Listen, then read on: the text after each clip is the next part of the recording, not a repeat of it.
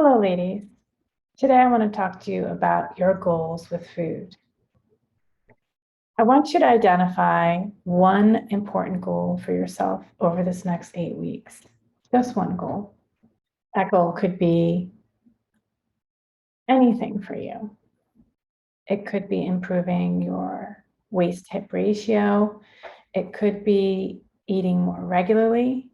It could be making better food choices. I want you to be specific about your goal, though, not general. The more specific we can be about what we want, and the more we can see it in our own mind's eye, the more possible it is.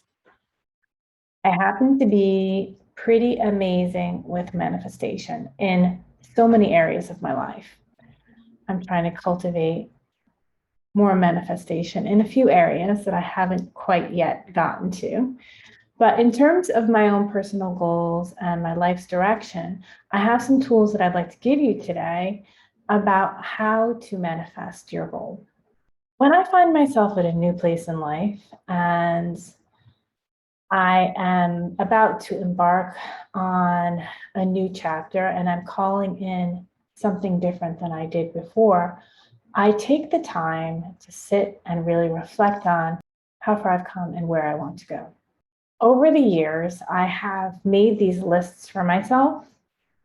And every time I'm going through like a job transition, or after I had children, or after I got married, whenever I find myself at this new place, I sit down and craft a list.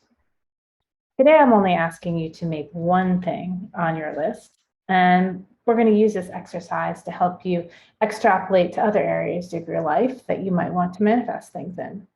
Let's start out with goal setting. With our goals, we really need to be super specific. I want to give you an example of a vague goal and a specific goal. A vague goal is something like, I'd like to grow my own food. A specific goal is, next week, I'm going to plant a fall garden of cruciferous vegetables. Do you see the difference between the two? When we make specific goals, we are actually envisioning exactly what we want in that goal. I'm naming that I want to make a fall planting. It's bound in time. When you are making your goal, I want you to consider what it is specifically that you're trying to achieve. Name it exactly as you want it. And give yourself a time frame. The next thing I'm going to suggest is that you get so familiar with how this goal looks that you can literally envision it and see it. When I'm looking at that fall planting of cruciferous vegetables, I see gigantic kale plants that are actually going to survive the winter and provide nourishment all winter long. I see lots of colored variety of different lettuces. I see some collard greens and I see some red mustard greens. And all of them are growing so tall and vigorously.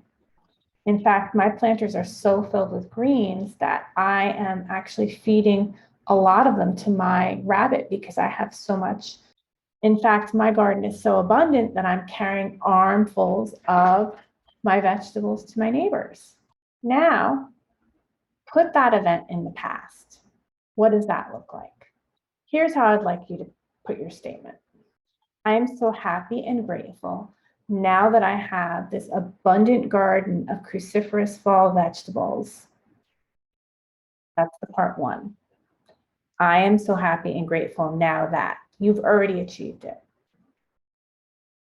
I've already spent all this time cultivating what this looks like in my mind. I can taste that kale. The more we can see in our mind what we want, the more possible it is.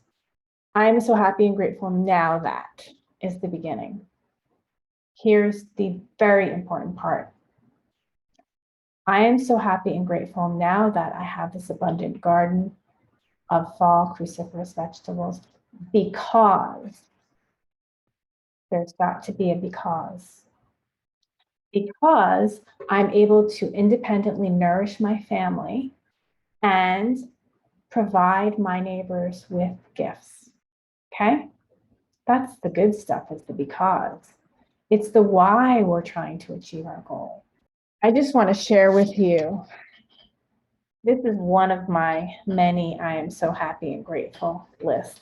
I have many of them that I've printed through time, and I like to just sit with this and revisit it for probably a week and refine it and go through each of my goals there, each of the things that I'm so happy and grateful that I've already achieved, to really refine them and look into my because statements. When I am happy with my list, I print it out and I actually put it in my wallet. And many of these I have carried around for years. And I like to revisit my old lists when I'm making a new list. So let me just do that with you right now. Let me read you a few of these that I wrote in 2018. Well, I'm divorced now, but this one's actually true. Truer now than ever. I'm so happy and grateful that my relationship with Bill, my ex-husband, gets better every day because it's healthy for our boys to have good models. That's a good one. I am so happy and grateful that we have successfully transmitted the coping skills, resources, and abilities to the boys that they need to become well-adjusted, happy, peaceful, and successful adults because we are all capable. Good stuff. I am so happy and grateful that my chi is flowing well, my posture is improved, and I'm pain-free because I want to be healthy and active my whole life. 2018. I'm so happy and grateful that my career in fitness is lucrative, flexible, and stress-free because it's perfect balance for my life. Oh, this one's true. I'm so happy and grateful that I have a new car and a fabulous new wardrobe because I deserve it. I love these lists because when I look back at them, I'm so pleasantly surprised at how many things have come to pass in my life. Things that I focused on and imagined and visualized and assumed were going to happen. That's a big key. I assume that it's going to happen, and it does.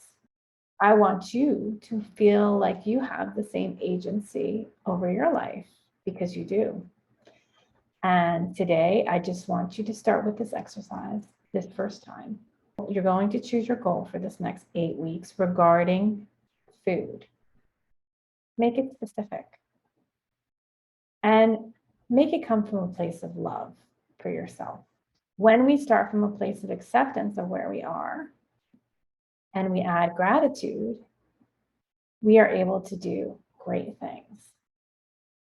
So today you're going to put it out in the universe. I am so happy and grateful now that ... because ... period. That's your goal today.